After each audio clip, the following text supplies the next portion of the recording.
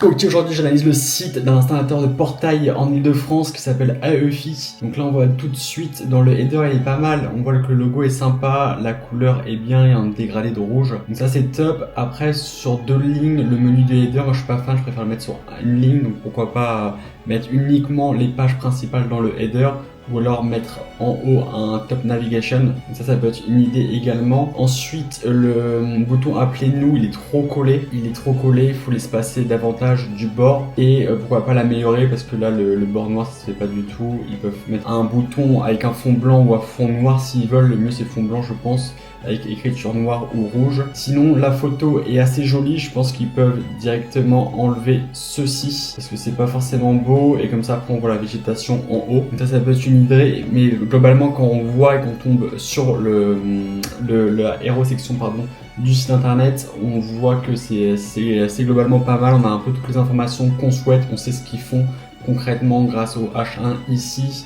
Et pourquoi pas améliorer ici la description en ajoutant deux phrases avec du contenu SEO, et ensuite ajouter deux boutons ici, obtenir un devis ou être rappelé, ou nous découvrir par exemple. Ça va être intéressant. Et là les fonds noirs comme ça avec une transparence, ils jouent sur la transparence pardon, ça se fait plus du tout.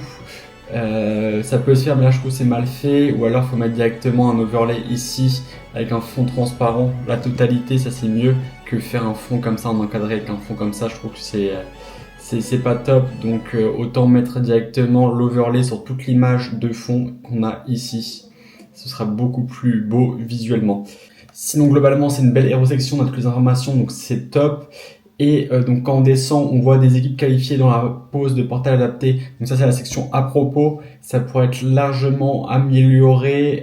Donc là c'est pas mal, on a pas mal de texte. Là il faudrait ajouter un bouton en savoir plus qui redirige vers la page à propos ici. Et pourquoi pas mettre une photo des équipes. Donc une photo de toute la team, ça permet d'humaniser aussi la page. Et donc ça c'est important, surtout s'ils sont plusieurs. Et même si tu es tout seul dans ton activité, tu peux mettre uniquement une photo de ton portrait ici.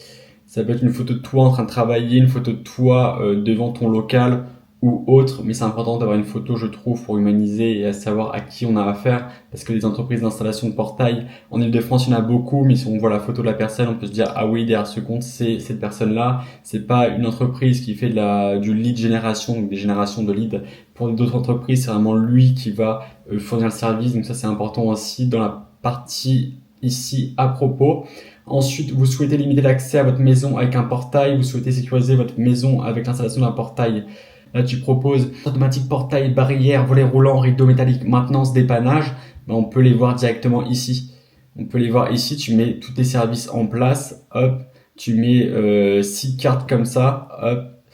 Et ensuite, on sait directement ce que tu fais, parce que les personnes ne vont pas forcément regarder dans le header, ils vont défiler pour voir ce que tu proposes. Et comme ça, tu peux mettre aussi tous tes produits en avant et tous tes services en avant.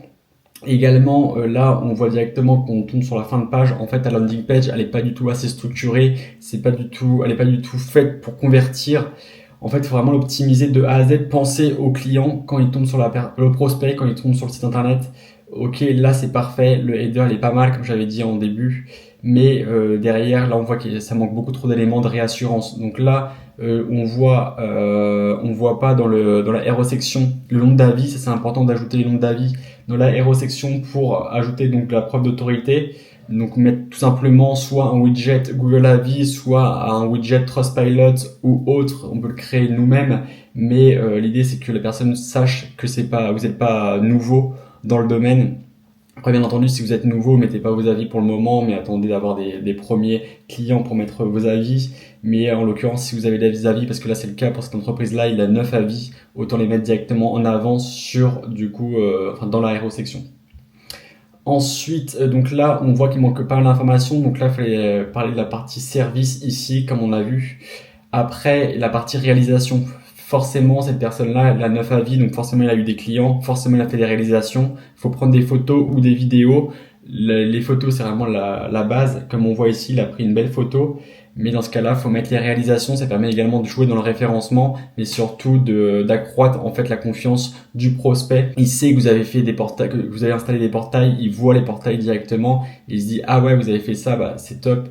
S'il fait ça, moi je veux le même. Donc s'il l'a fait pour un client, donc il fera potentiellement même portail pour moi, donc c'est réassurant, donc ça c'est important. Ensuite, il faut une section témoignage, donc là en l'occurrence il a mis ici dans le footer témoignage, mais pour moi il faut une section témoignage, notamment en plus il y a 9 avis, donc faut mettre vraiment tous les avis en avant, en valeur. Et ensuite ici donc c'est ce qu'on appelle la section CTA Call to Action, besoin de plus d'informations, nous restons à votre écoute.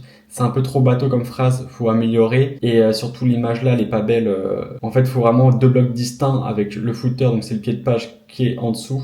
Ouh, j'ai failli te faire un trait parfait là. Là, faut vraiment une image différente de celle-ci. On parlera après du footer, mais là, on va juste focus sur le CTA. Le CTA, faut le retravailler. La phrase, tu peux t'inspirer de toutes les IA qu'il y a pour créer du contenu, que ce soit Claude, que ce soit ChatGPT Pro, que ce soit Gemini ou autre.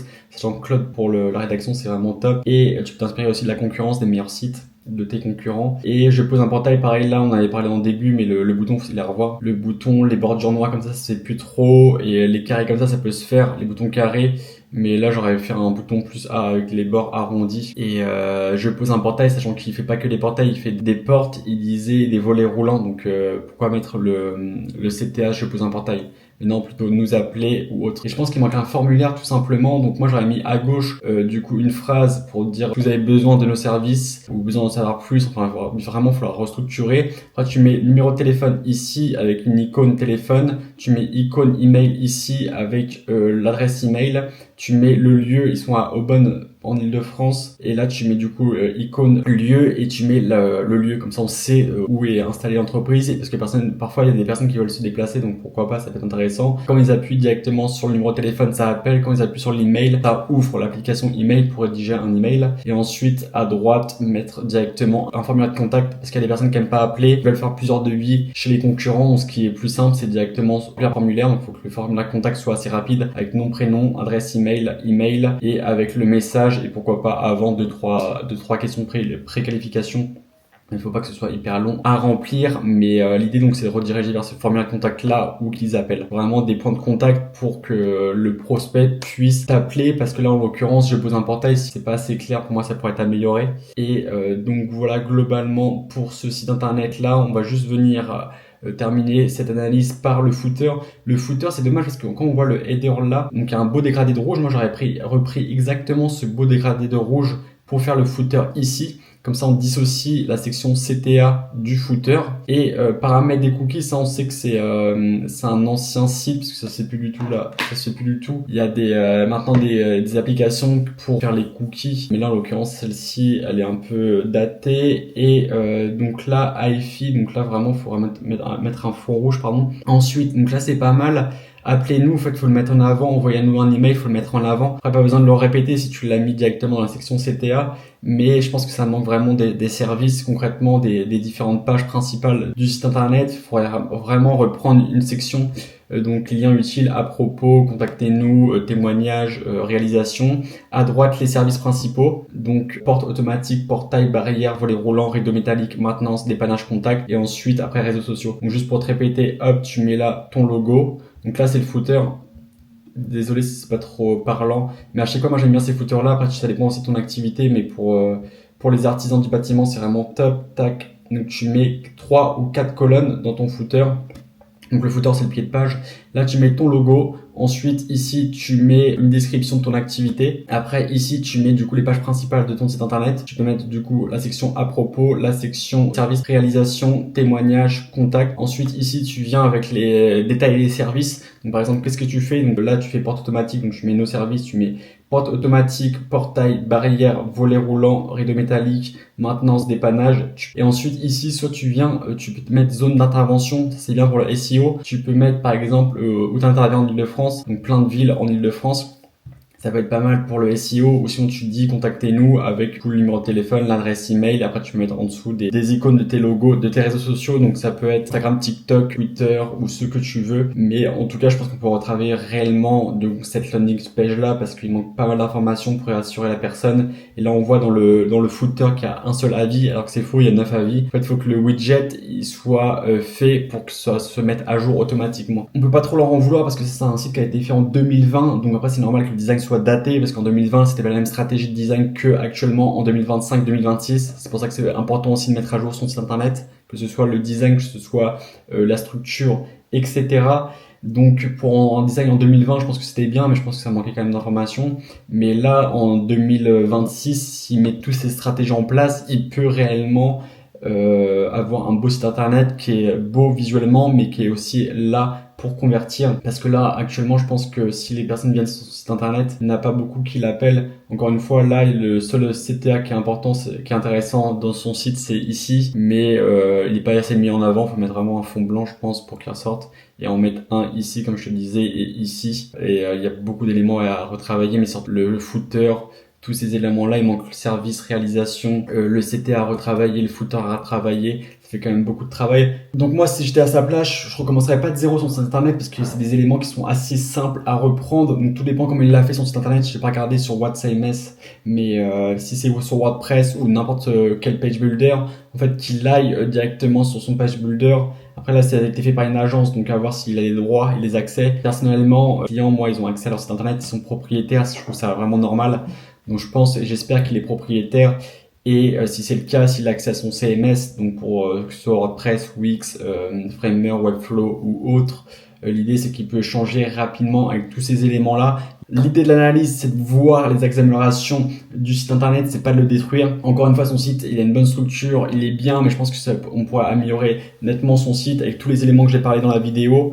Donc voilà, après c'est un métier, lui je suis sûr qu'il a un savoir-faire, mais après le problème il faut le faire savoir, donc ça passe par le site internet, ça passe par du SEO, du SIA, la création de contenu, ça dépend de tes stratégies, mais au moins il faut que ton site soit bien, parce que là si on va sur son site internet, le problème c'est que je suis pas sûr que les personnes le contactent, mais c'est dommage parce qu'avec un site comme ça en fait il pourra avoir aussi plus de clients, des clients qui tombent chaque mois, ou au moins avoir des plusieurs appels par semaine. Donc voilà, n'hésite pas à me dire ce que tu as pensé de l'analyse. Si toi aussi tu veux que j'analyse ton site internet, écris en commentaire le nom de ton site ou alors directement envoie-moi un message sur Instagram, TikTok ou sur WhatsApp. Et si tu veux que je réalise une maquette gratuite de ton site internet, tu m'envoies un message ou alors directement tu vas sur le lien en bio, tu cliques et tu remplis le formulaire pour avoir une maquette.